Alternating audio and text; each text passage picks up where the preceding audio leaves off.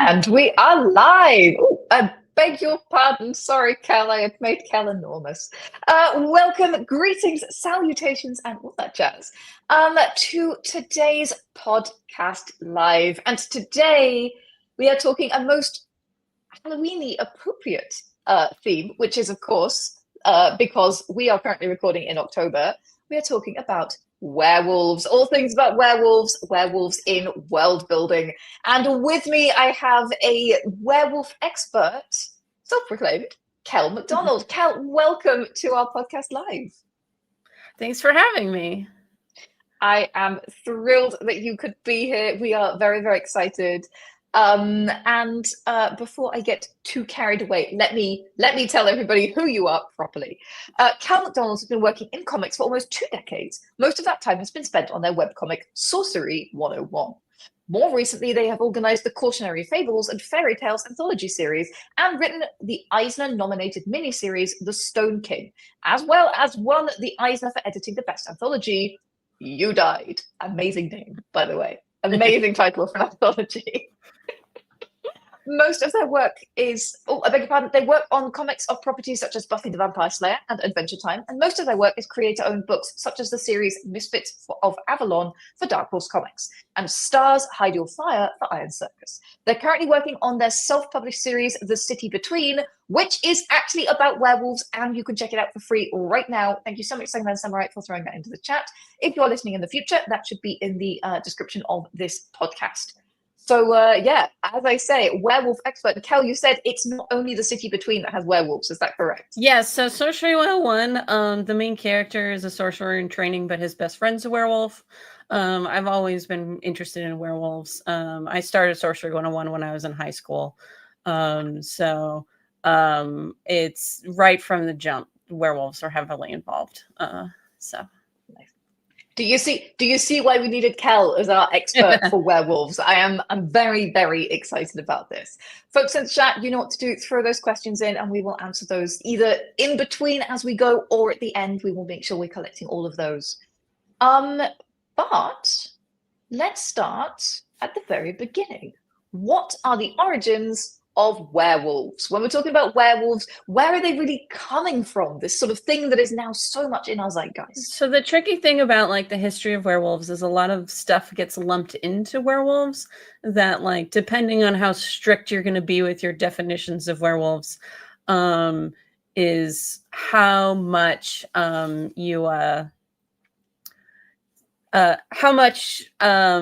how far back you can go is going to depend on how strict you're being, because a lot of people in werewolf stuff made today, they make the Greek myth about King Lycos into a werewolf, but he's just turned into a wolf by Zeus and he never changes back. So you get into that distinction of, like, when we talk about werewolves, what specifically are we talking about?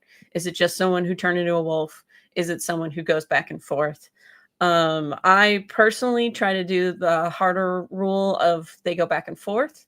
And it seems like a lot of different cultures and countries made their own werewolf legends. I did on my website, there's a comic adaptation I did of the French folktale Bisclarvet, which is about a guy who turns into a wolf every night and doesn't change back until he finds his clothes the next morning. Okay, so the clothes are the trigger specifically.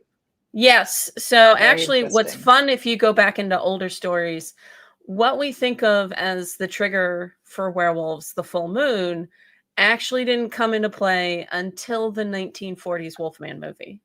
Intriguing. Okay. And it's such an integral part of that mythos. Yeah, so... and it kind of lends to the power of sort of movies and mass media, because now it's a thing that sort of everyone takes for granted that the full moon is the trigger.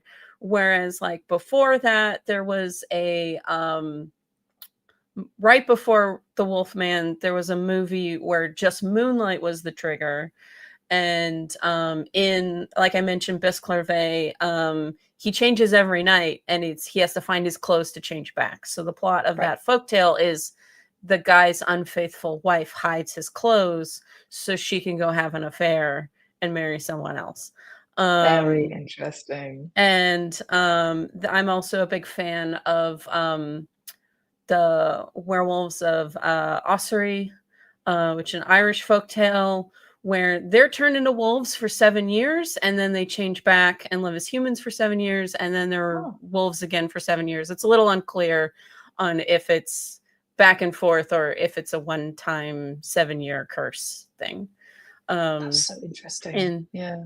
So and then obviously there's a lot of stories about people with like magic coats or magic belts or just kind of German folklore about like lumping sort of werewolves in with berserkers and whatnot. So yeah, there's a wide range of triggers, and we all take for granted the full moon one.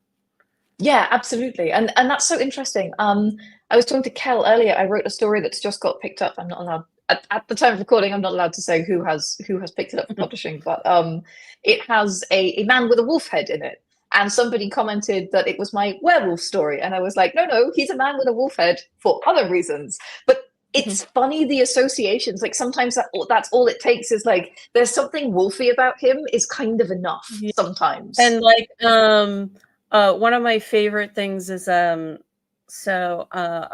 friends of mine do a podcast called Apocryphals, where they're two atheists reading the Bible. That sounds spicy. So they talk about the story of Saint Christopher, and in some versions of it, he is a werewolf because of a typo. Because it was supposed to be like Canaanite, and then it gets turned into Canid, and so there's drawings of Saint Christopher with a wolf head because of a typo, basically. And so that's sort of like fun. I've seen a couple of stories link Saint Christopher into werewolves because of that and stuff like that. So yeah, absolutely. It's a very, very interesting space. What are your favorite examples of werewolves? Just to kind of set us off with some kind of things that you really enjoyed. I run with the sort of, my general rule when it comes to werewolves is I like werewolves that work best for the story they're in. So make up whatever rules you want, as long as it like reinforces whatever themes and stuff. I really like Shannon Maguire's Pocket Apocalypse, which is all about how werewolves aren't allowed in Australia because they're an invasive species. In that story, werewolfism is kind of like magical rabies, so it can actually infect any mammal. And it starts with a terrifying scene with a horse that has been infected with the werewolf virus. So you get a weird monster wolf horse at the beginning. Terrifying. Yeah, the minute you said Australia, I was like, where wallabies? It's instantly where my mind went. But somebody mentioned, werebears. Kayetan mentioned the werebears in Tolkien. This is absolutely something that, the original idea of lycanthropy then kind of became spread through lots of different iterations of that. Because it's kind of if you're going with shapeshifters in general, you basically get some sort of human to animal back and forth in every culture. So running cautionary fables and fairy tales, for those unfamiliar, each volume is folklore from a different continent. And so what's fun about that is learning as people submit stuff to it about other cultures. And you get stuff like there's like a were hyena myth that is usually they're women who are blacksmiths and can turn into hyenas. And it's called a Boltungan, I think. I might be pronouncing it wrong. But so it's like you always get some interesting sort of were creature in any culture.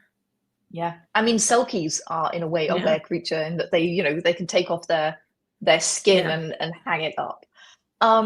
Going back to more sort of classic werewolves, Wednesday, the recent Netflix series has boasted some very nice werewolf stuff that I've been enjoying, where they have very unique rules about the alpha. We'll talk more about the typical powers and strengths and tropes, and that's for sure one of them. But I've really enjoyed that take on them. I also really like there's a horror movie from I think Denmark called When Animals Dream. And that one is like werewolfism is hereditary. And part of why the movie works so well is because it kind of seems like the whole town knows the main character is a werewolf, but is not telling her. So because it's at the start of the movie, it's established that her mom is catatonic and her dad keeps bringing her to the doctor to see if she has the same thing that her mom has. And it's kind of when she is turning into a wolf, she is not necessarily evil. It's more the wolf is acting on her id. So she is not a danger to people that she cares about, but the guy who's been sexually harassing her at work is in trouble. So that one I really liked because it was sort of using werewolfism and all the werewolf powers to support like a woman empowerment story and how society demonizes strong women. Absolutely. And we will get on to thematic storytelling because there's a lot of very interesting themes around werewolves. So a lot of my favorite werewolves are not necessarily sticking to the full moon thing. Because it's based on what works for the story rather than exactly, rather than sort of sticking slavishly to those sort of standardized things. I think one of my favorite examples of werewolves is the Parasol Protectorate series from Gail Carriger. This is a steampunk series. Again, it's urban fantasy. It's got werewolves and vampires. It's got so much more going on in it. And I really love the way that they essentially turn them into clans, like Scottish clans. And that's such a nice parallel, again, between the kind of the wolf pack and then the Scots clan, and the way that that she's done that is very beautiful. So if anybody is looking for other iterations, I really enjoyed that one, and the characters are really very charming. I also really enjoyed the cartoon movie Wolfwalkers. It's a kids movie, but they like have a wolf come out of them when they're asleep. And so that is partly inspired by various Irish werewolf legends. Amazing. I think it's time to get onto the kind of typical powers and features of werewolves, just to sort of where we start. So we've mentioned the full moon, of course. What are some of the other things that are just sort of very, very kind of standardized about werewolves, and that maybe you'd like to see refreshed, or you have? So a lot of people give them like super strength or super speed, and like quicker healing. Those seem to be the standards, partly because it's easy to write a story where that's the character's superpowers, is just that more endurance. Heightened senses is another one that gets used a lot. Then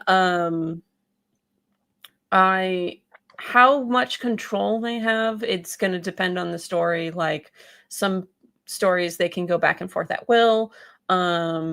There's also a variety of like what they look like as wolves. The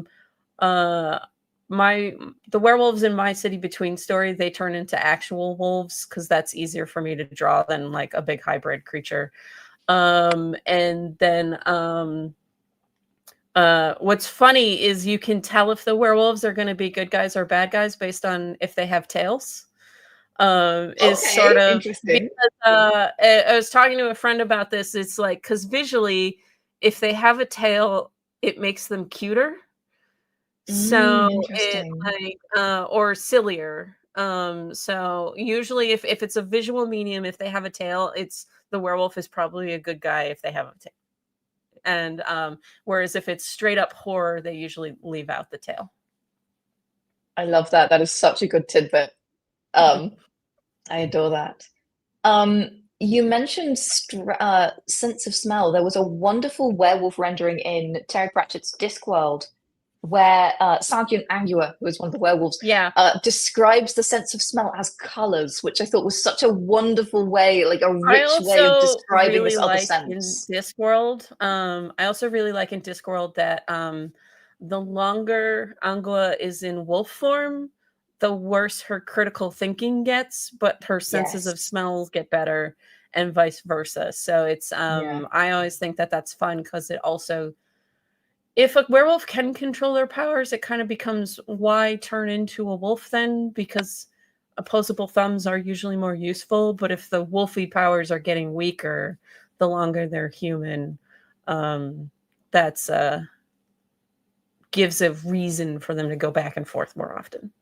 Yeah. One of the things you mentioned was favorite examples of werewolves, the one that fits the story. And I think a plot where sometimes the wolf is more useful and sometimes the human is more useful is the perfect kind of scenario for a werewolf, essentially. Yeah. Like that's where you want to show the strengths and weaknesses of both of those forms, really. Yeah. And then silver's usually the main weakness. And it's sort of a thing where that used to be sort of a catch-all thing to fight monsters, and now it's more associated with werewolves than other stuff. So it's interesting that it kind of got lumped into just werewolves more often. Yeah, isn't that interesting? Because the myth with vampires, of course, is that it's silver because it was the silver that was given to the betrayer of Christ, and then it was melted down, and then that became their sort of the thing that they couldn't stand. But really, it's so much more about werewolves now. The silver bullet is the thing that you fight the werewolf with. Isn't that interesting? Yeah. And it's funny because it's like I once, while kickstarting a werewolf anthology, I was to promote it, would post like a werewolf fact a day, and I did get some actually reply guys in my comments because I said that modern werewolf movies use the silver bullet because a lot of the guys who made like not the original Wolfman, but like after that, they really liked the Lone Ranger, and the Lone Ranger uses silver bullets. So they thought that was cool. And I had someone be like, oh, they killed the Beast of Jebudan with silver bullets. And I had to be like, well, if you actually look into that myth, at first they say it's, or the accounts of that, first they say it's, they said a prayer before each shot. And then they said it was metal that used to be owned by the Virgin Mary. And so it's like, so it's the silver came later just because it's easier to depict that. Yeah, absolutely. It's interesting that werewolves are not, and I think we're actually moving on to this one. We're moving on to the tropes section now, the tropes around werewolves.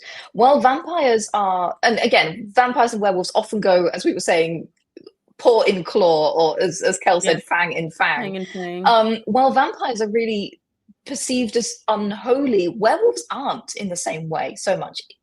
Would you say that, or do you have good examples? Because it's supposed to be like the underlying thing in common that a lot of the older legends have are supposed to be civilization versus the wilderness. So like I mentioned the old Bisclarvet myth, like clothing representing civilization because that's what distinguishes human from animals. Humans wear clothes. And the way that in Bisclarvet that he proves to other people that he's not just a normal wolf is that he bows to the king while a wolf. So it's supposed to be like that sort of back and forth between the wilderness and society. So that is why I think it doesn't get written off as unholy, more just wild and untamable. And that is partly why I appreciate it more than the just evil stuff. Yeah, absolutely. Another of the tropes, of course, the pack, the idea of the sort of alpha and beta and the pack is very interesting to explore that kind of dynamic in a story because it's a kind of self-made hierarchy in a way.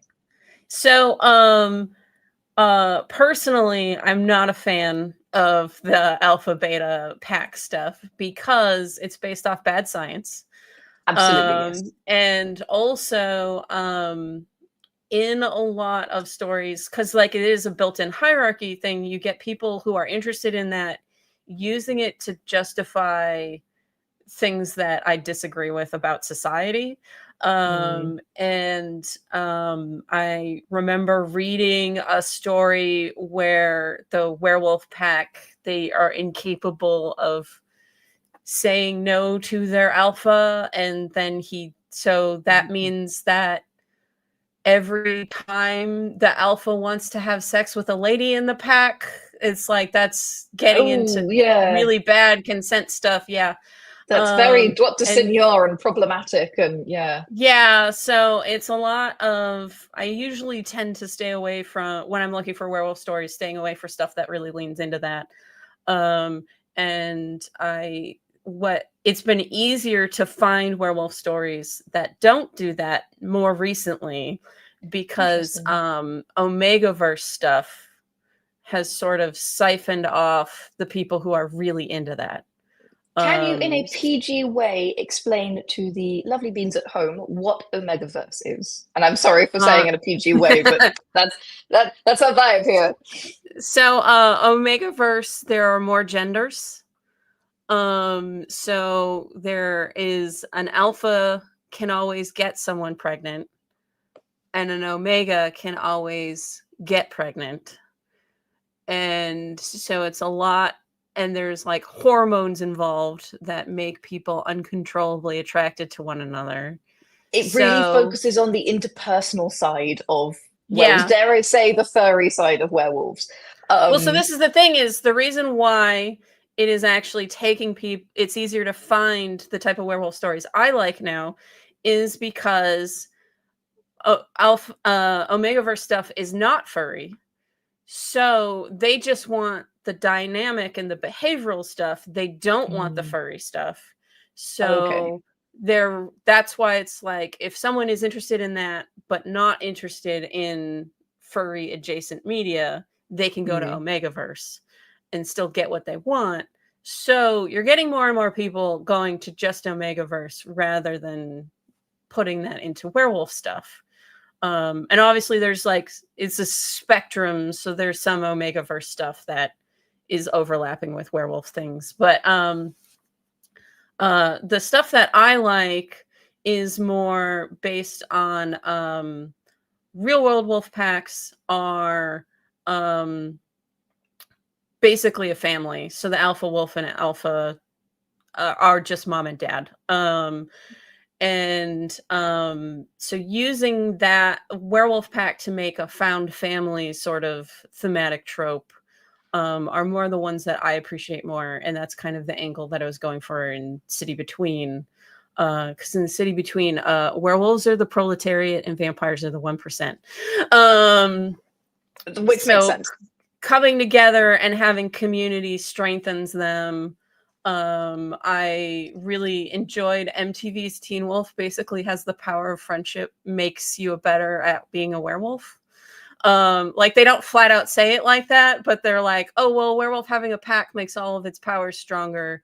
And then later on, they're like, having a pack just means having friends.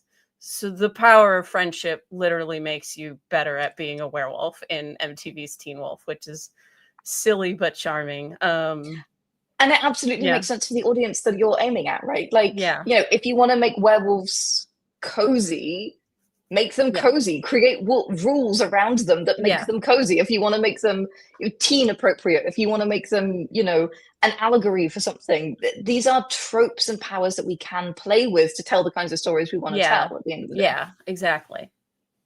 Yeah, and I think so much of what we do on this channel and on this podcast is, exploring the tropes so that we can unpack them and subvert them and everything else.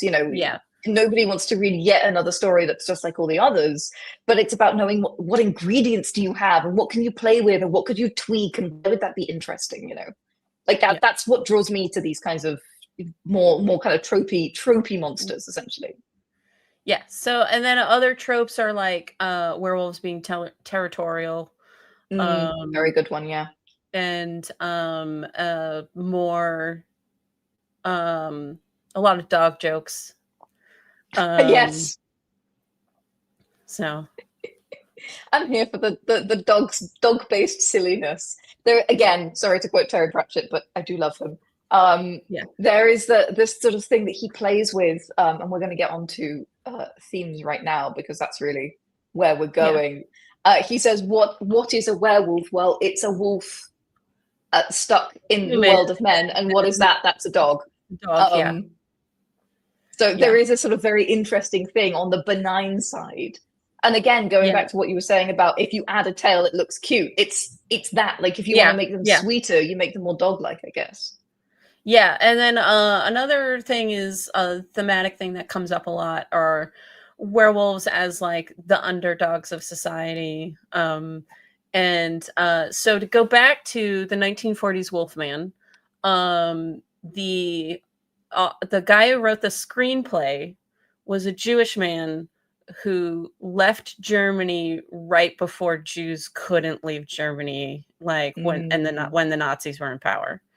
And so he said in an interview that's like included on like the anniversary Blu-ray, or I forget which anniversary specifically, but he basically said the full moon is Nazism, and the it rising is in Germany was turning him into a monster in the eyes of his friends and neighbors.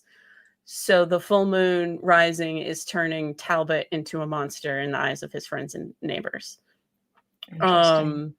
So that has kind of been in werewolves since as long as the full moon has existed, and that's also kind of why out of those original horror movie monsters, you get the Wolfman is the most sympathetic. Him and Frankenstein. Yeah. And so you have a lot of that sort of repeating over and over again in stories where the werewolves are more heroic, is their sort of a representative of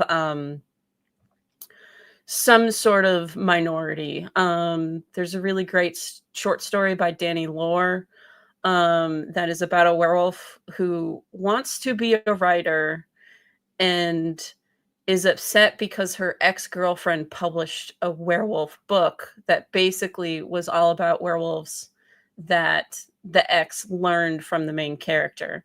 So it's kind of using werewolfism to talk about cultural appropriation, because Mm. now this her ex is getting all this praise for what a fresh and unique take on werewolves. And anything that this werewolf writer writes about herself now is going to be accused of copying her ex's published book.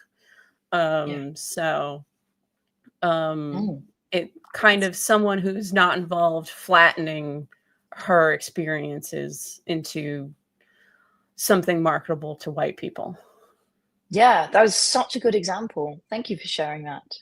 Yeah. I think another thing that comes up with thematic storytelling around werewolves, and you see this a little bit with vampires as well, is the idea of coping with unchosen transformation or Mhm. unchosen change. Sometimes it's called the werewolf curse. Sometimes, of Mhm. course, we didn't talk about this in tropes so much, but how is it transmitted? How do you become a werewolf is always a big question when you're dealing with, setting up the rules of a world with werewolves.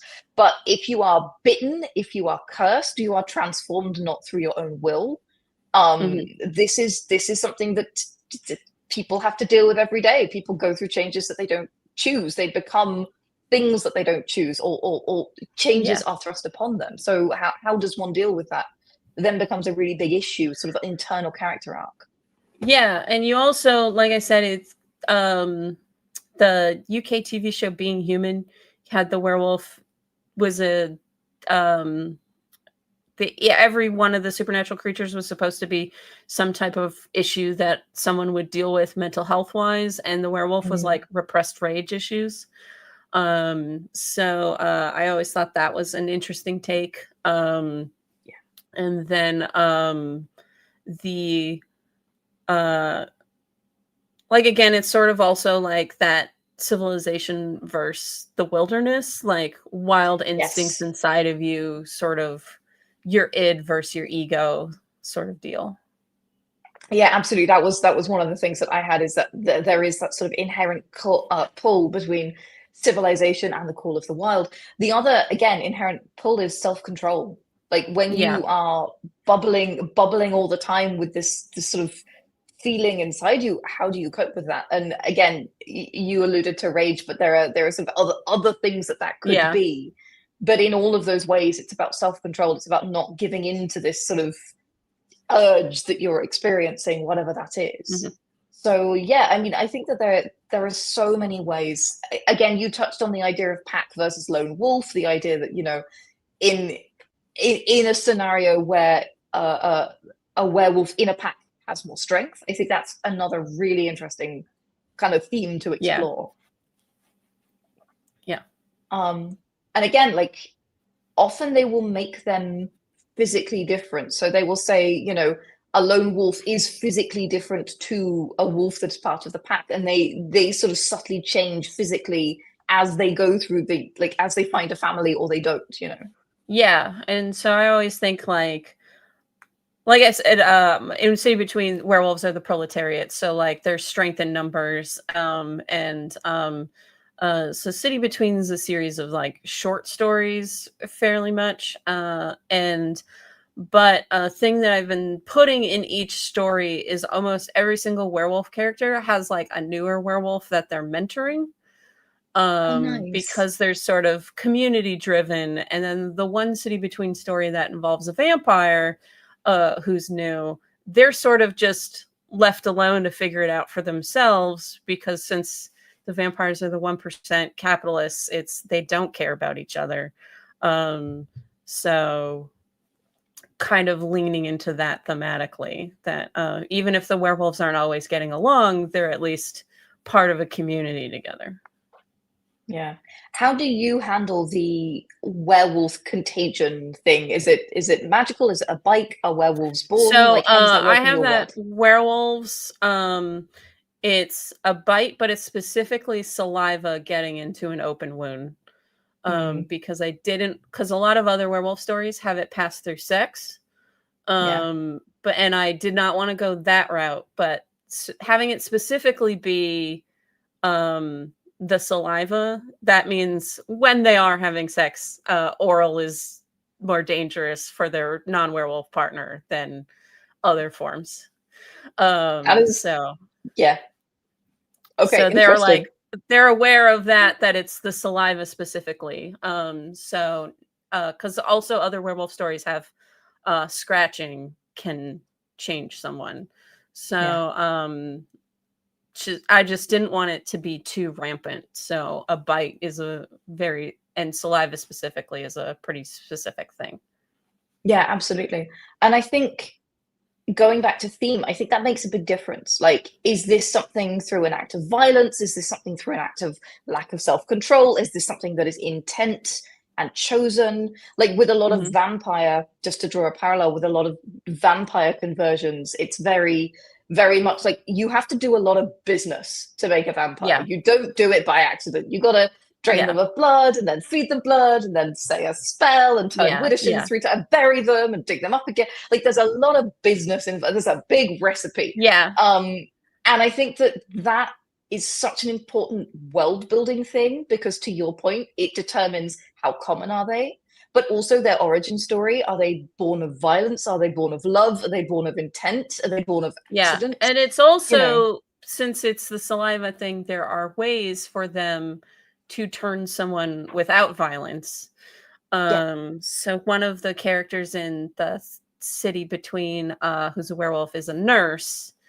And if someone has a terminal illness that they're not going to get better, then he can actually ask them if they're interested in being a werewolf to cure it. So yeah. that gives a little bit less, like, adds a little bit ways of doing it consensually rather than just by accident. Yeah, exactly. And again, these are things that as, you know, sensitive storytellers we need to be thinking about because we're putting these works out in the world.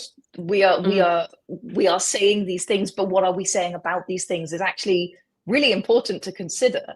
Yeah. And that's one of the things where following the tropes, like we were going through the tropes before, but just following the tropes can really lead you to a message that you don't agree with when you think about Yeah. it, or you don't want to be propagating when you think about it. So, yeah, it's really important to actually consider these things, you know. Mhm. Um, let's talk about werewolves and vampires. So often they go hand in hand. I have a question for you. I don't know the answer. Do you know why werewolves and vampires end up in the same shows together? Like why do they always Because end of up in the same Hammer universes? horrors, because Hammer Ah, horror stuff. Like, it's fun to have the Wolfman fight Dracula. It's fun to have the Wolfman show up and say hi to Frankenstein. And so I think what it is it's a lot of people start with vampires, and then when they want to add more stuff in, werewolves being the second thought. yeah. Whereas I think usually if there's just werewolves, um there's a little bit more thought put into how the werewolves work specifically. So I mentioned MTV's Teen Wolf. There are no vampires in that. Every Mm. creature that they face off again is just a different type of were creature. Okay. um and so that sort of really limits what they're dealing with, and puts the focus on what werewolves can handle. Yeah, I like that a lot. That's very interesting. It has almost become, I mean, I think especially of the oh no, I've forgotten the name of them. Why do I always do this? Underworld, the Underworld series of Mhm. movies, where they start with vampires and then they're like, oh yes, and then there are werewolves and the werewolves serve the vamp. Like there's very often that kind of I think in mythos the where the two Underworld series, clans are they're at wrong. war forever. Yes, exactly. And Yeah. often there is animosity between the two. And I think like the animosity between the two, that always never 100% made sense to me. Like, as a default, like unless you're building in a big lore reason for why it's going on forever. But I never 100% was on board with, oh, the werewolves and the vampires just fight because they are. Yeah. Uh, and but yeah, it does seem like it's frequently there so they can fight Wolfman versus Dracula, the modern version of it. Yeah, absolutely. Again, going back to theme, I think the strongest way if you want to combine them is to make them opposite themes, opposite sides of Yeah, this, like basically make them factions that prioritize different things and make that about something. Like you mentioned the vampires are the 1%. And yeah, that's a really interesting way of doing things, essentially, to say make them both part of a grander theme rather than just start with one and bolt the other one on, which is, I think, as to yeah. your point, what happens a lot. Mhm. Do you think that do you think that they do stand well apart? You mentioned that you feel like werewolves are better worked out without vampires. Yeah, usually because so I love Discworld, but I think that his werewolves are not as well thought out as his vampires. I think he did more thought process. I think a lot of when he was thinking about werewolves, they sort of ended at their dogs, and he didn't go any deeper than that. Whereas vampires, he has the little like bureaucratic 1% when they first show up in Carpe Jugulum, but then he gets into addiction a little bit, and he gets into like how people are perceived, like making yourself a joke so people aren't afraid. um so it's kind of um and I think that's a similar thing in I really liked What We Do in the Shadows, the movie. I do have a Werewolves Not Swearwolves t-shirt. But I think also that's another one where the jokes about the vampires are more thought out, whereas a lot of the jokes about the werewolves are they're dogs. And Yeah. um yeah. Uh, Yeah, absolutely. And that really does bring me to common mistakes about werewolves, I guess. Like, where so do you think people tend to go wrong with werewolves? the biggest thing is that I mentioned the full moon is actually a new development. We just don't realize it. Mm. And it has a specific purpose in the original Wolfman movie. It's supposed to be a ticking clock and a timer. Um, and so you have a lot of modern stories are copying the full moon thing, but not realizing why it's there in the OG Wolfman. So they get into real pacing issue where the person gets bit and then there's not a whole lot that happens until they can transform a month later. And so you have this big chunk of like where nothing can move forward plot wise, or like, so it kind of wrecks the pacing because they're copying it without thinking about why that's there. And you get some of the better werewolf movies either don't use the full moon, or they do something like in American Werewolf in London, he's in a coma for 3 weeks. So we're jumping straight to closer to the full moon, and can quote unquote get to the exciting part. And so, yeah, so just replicating that full moon and being strict to it can really kill your pacing if you're not thinking things through. And then, like I said, you can run into some problematic consent issues with that alpha, beta, omega stuff. And I think like those are the two biggest pitfalls that people fall into. But yeah. Yeah, one of the other things you mentioned is the, not having too many werewolves. And I do think, considering your transmission, considering like is everything that you bite going to be a were thing? Because that's going to really ruin your biomass pyramid and become a real issue. Like there are some practicalities there about the transmission, about how that works, that I think sometimes people don't really think through. And as you're reading it or watching the media, it's like, but how is this working? But that's why I really liked the example I gave with Shauna McGuire's book, where the werewolves can't go to Australia. They're an invasive species.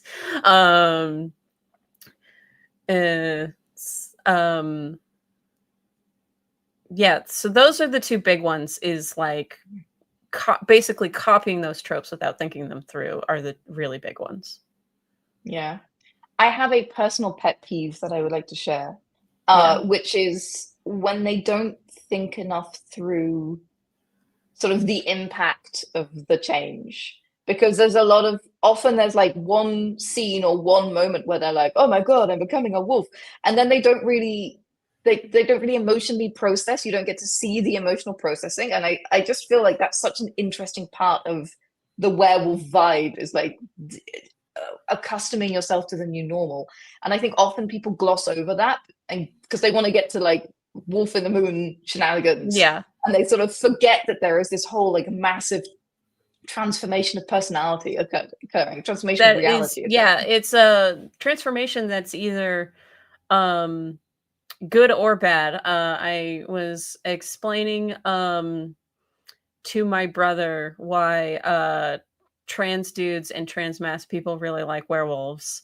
And I was like, well, it's because it's a way to get more muscly and hairier. And also you have a problem once a month that you don't like. That's I think like how long someone has been a werewolf, or when they're first transforming. So like what you brought up, I would save for someone's first or few transformations, but I tend to write about people who have been werewolves for a while. So yeah, absolutely. I think another thing is the OP werewolf, the overpowered werewolf, is something that you see a lot, where they have super smell and super strength, and they can go through a wall, and they seem to have infinite hit points somehow. And they make these things, oh yes, and silver does hurt them, but you need an awful lot of it, and all of a sudden people make these sort of terribly terrifying things, but also they have to work really, really hard then, and sometimes do a bit of a hand, like a butt pull, in order to get them, put down or whatever, like to fix the climax. Yeah.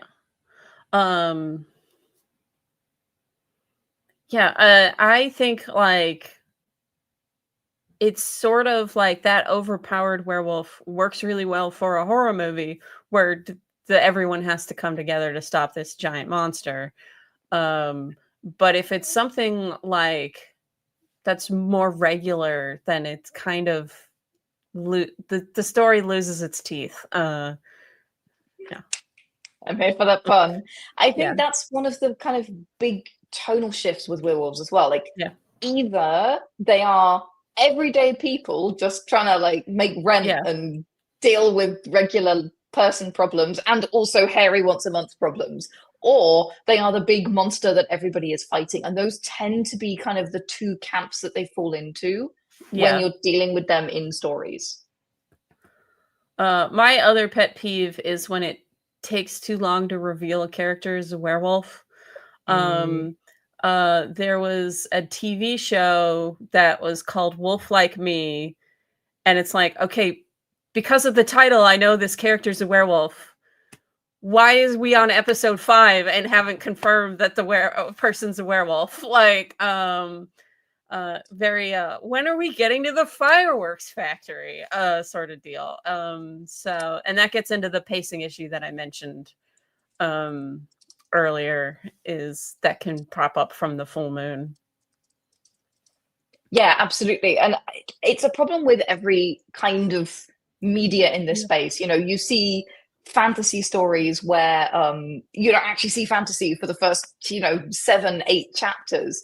And it's very, very difficult to keep an audience interested if you're not giving them at least a taste of what they came Well, so for. the thing is like, it's with werewolves in particular, they're like teasing you that the person's a werewolf. Yeah. It's like, gee, why does this person have a big giant steel door on their basement? And it's like, because they're a werewolf. The title told us they're a werewolf. You stop treating it like it's a mystery, because we as the audience already know. Yeah. Yeah, absolutely. And I think that, again, like that kind of laying down information, getting that kind of curve right is actually very difficult with werewolves, and it can be something that you really need your beta readers to give you feedback on, because otherwise it's very easy to get it wrong. Yeah. We do have some questions from the audience. Kayetan asks, would a werewolf want to be cured or not? And we have talked about transmission, but we haven't really talked about cure. What are your thoughts on werewolf cures in narratives? So I think, again, it's going to depend on the narrative and the werewolf. I think like someone looking for a cure is a good sort of motivator for the plot. Like if your main character is a werewolf, like regardless of if they're an uncontrollable monster or not, looking for a way to quote unquote fix it gives a character sort of a drive, focus, and a motivation that can work really well. And it can, especially if you're doing a one and done story rather than a series, like you can find the cure at the end and then it's done. And so I think I have the Werewolves in the City Between. One guy after becoming a werewolf was like, this is great. No notes, full on in. And then, as I mentioned, there are characters that maybe they had a terminal illness and they used werewolfism to cure it. So the werewolfism was the cure rather. And they're maybe not 100% on board with werewolfism, but they're sort of it's better than the alternative. Yeah. So yeah, I liked, and then I have a character who was born a werewolf, so why would I cure it? This is how I've always been, sort of deal. And but then obviously the usual angst character who wants to figure out how to undo it. I think, again, going back to theme, if your werewolfism is standing for something like neurodivergence, I would be very careful about introducing a cure, because neurodivergent people don't really want to be cured. Yeah. I mean, speaking for myself, other people may feel differently. Your mileage may vary, but like, I think that there's also a space between cure, magical, it's gone, and management. Yeah. And what I haven't seen a lot of is the kind of like ADHD drugs version of the vampire, of the werewolf cure. The kind of like, this helps you manage at the full moon. This is going to keep things real for you, and otherwise just be yourself. Just go on and get on with it. I would love to see more of that in narrative. Is that something you've seen? So I've seen, Being Human has an episode where the main character, the werewolf character, is trying to do that. And then I guess because for magical whatever reasons they don't work, because Ah, since he is denying the werewolf its monthly rage thing, he mm, starts to basically act out more when it's not the full moon. Um interesting. Yeah. so it's like, well, I have to keep the full moon as wolf time, or else the wolf is going to try to come out when it's not full moon. Um Interesting. and then in my comic, the werewolves are all colorblind. So Oh, some of cool. their werewolf management stuff is less about managing the wolf specifically, but more like one of the werewolves does not wear colors anymore because he doesn't want to accidentally look stupid. And then I also have that the werewolves eat more, so learning to cook in bulk basically is like a thing that I have my werewolves teach each other. And to go into the community thing, because a lot of our social interactions are around food, so them needing to eat more fits into tightening community up. So um and then I have that they have more energy around the full moon. So if they can't transform for whatever reason, because of, I don't know, they have to work or something, or there's like an emergency, they can burn off that energy by like going for a long run or something like that. So it's Oh, that's management like helpful. that. That's Um, awesome. I'd clean my yeah. house every full moon. Yeah, yeah. And then they but also since they eat more because they have a higher metabolism, and the downside of that is various medications stop working.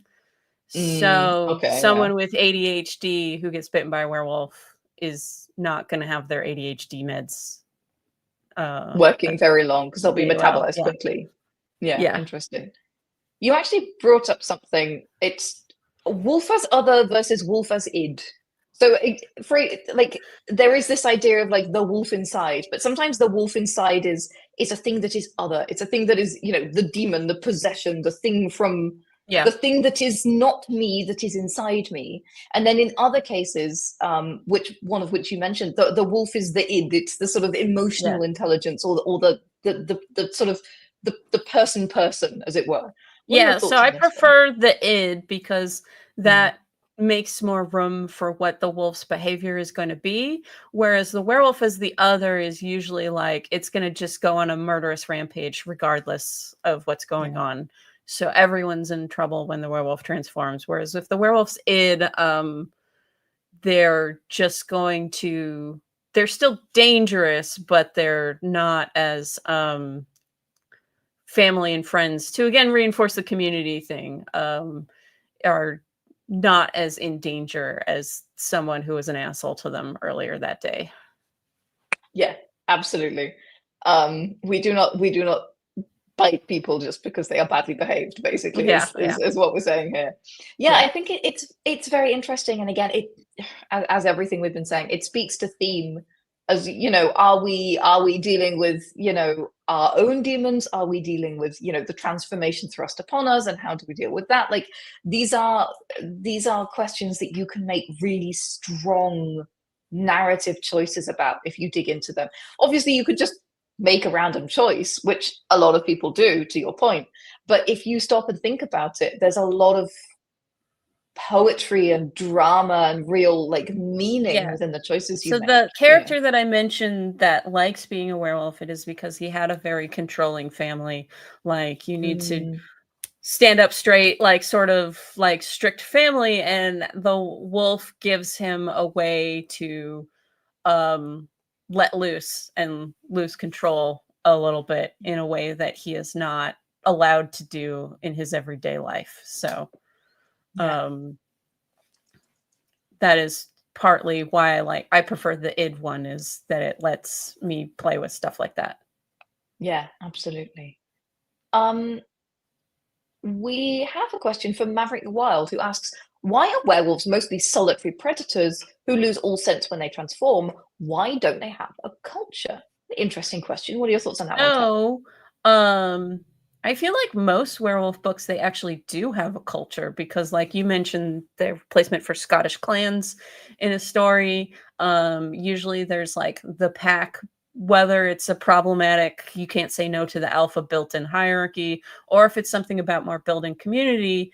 I got told by a few people that they actually thought what made my werewolves unique is that they don't have a culture, because I was coming from, well, if they're coming from anyone who's randomly bit, they're not really going to have a unified opinion or cultural identity. But you get a lot of like the werewolves in Underworld don't really interact with regular people all that often. It's sort of you're in their thing and then you're following their culture now, regardless of what you did before you joined.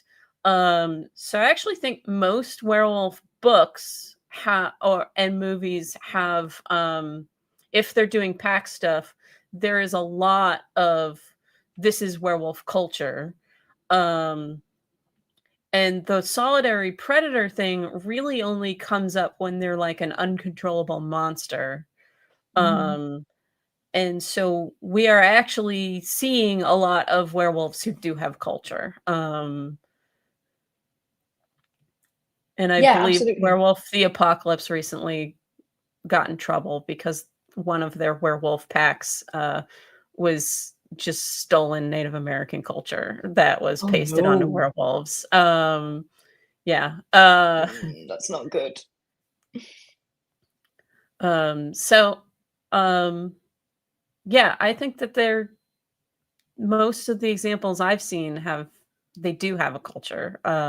Whether or not I enjoy said culture is going to depend on the author, but Of course, very interesting. And yeah, as you said, we were talking about, the werewolf as a person who's just trying to pay their bills versus a werewolf who is the monster running around eating people that we need to fight. I think Maverick the Wild is really thinking about that second type, and there is a broad spectrum of kinds of narratives that you can tell with yeah. the werewolves. And just a note from Give Them Nell, which is a wonderful username. Dracula is linked to wolves because he can turn into one in the book. That is a very good Yes. point. Thank you very much for sharing. That's why Dracula can control werewolves in the Van Helsing movie. Right, of course, because he can become a wolf, so there's some connection But there, it's yeah. because he has control over all quote unquote creatures of the night. And so that's like wolves, bats, uh, insert other predator night animals there. So Yeah, absolutely. Bed bugs. Um, I never see him controlling bed bugs, but they are technically creatures of the night, I guess. Uh, let's move on from bed bugs. Final thoughts about werewolves. What advice would you give to my beans listening in the podcast or live with us on the stream about werewolves? I would really think about the werewolf's role in the story thematically, and also like sometimes thinking about, since this is a world building podcast, thinking about how their different powers can interact and affect world building. Like I mentioned, they're an invasive species in Australia in Shannon McGuire's book.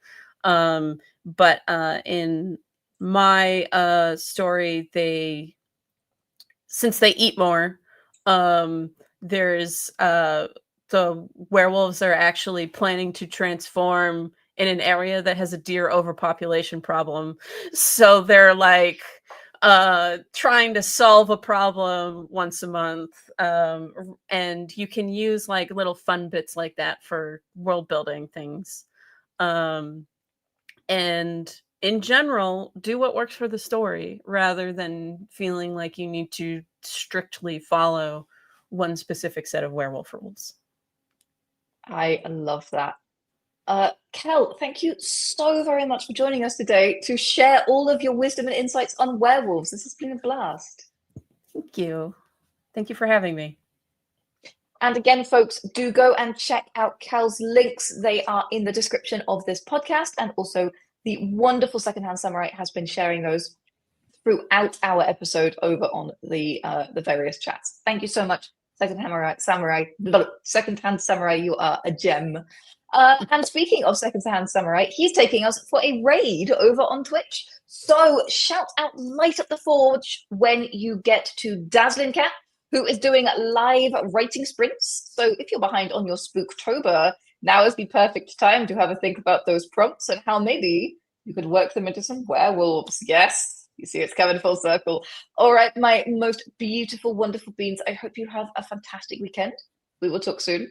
Grab your hammer and go world build. Bye.